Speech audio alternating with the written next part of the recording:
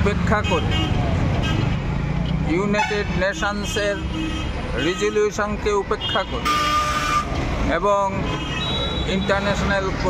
Criminal কোর্টের রায়কে উপেক্ষা করে মার্কিন মদতপুষ্ট ইসরায়েল প্যালেস্টাইনের গাজা ভূখণ্ডের রাফা শহরকে ঘেরাও করে ক্রমান্বয়ে বোমা বর্ষণ করে হাজার হাজার নিরীহ মানুষকে হত্যা করছে। এই গণহত্যা দ্বিতীয় বিশ্বযুদ্ধের পর জঘন্য গণহত্যা। এই গণহত্যার বিরুদ্ধে এসইউসিআই কমিউনিস্ট দল 7 এবং 8 এপ্রিল ভারতবর্ষব্যাপী তার বিক্ষোভ সমাবেশ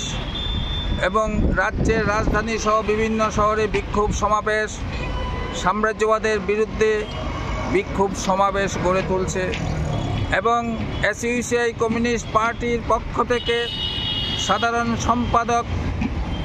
কমরেড প্রভাস ঘোষ আন্তর্জাতিক কমিউনিটির নিকট আবেদন রেখেছে, আপনারা এই যুদ্ধবাজ সাম্রাজ্যবাদের বিরুদ্ধে আজ আর প্রতীকী লড়াই নয়, প্রতিরোধ আন্দোলনে সামিল হন। আজকে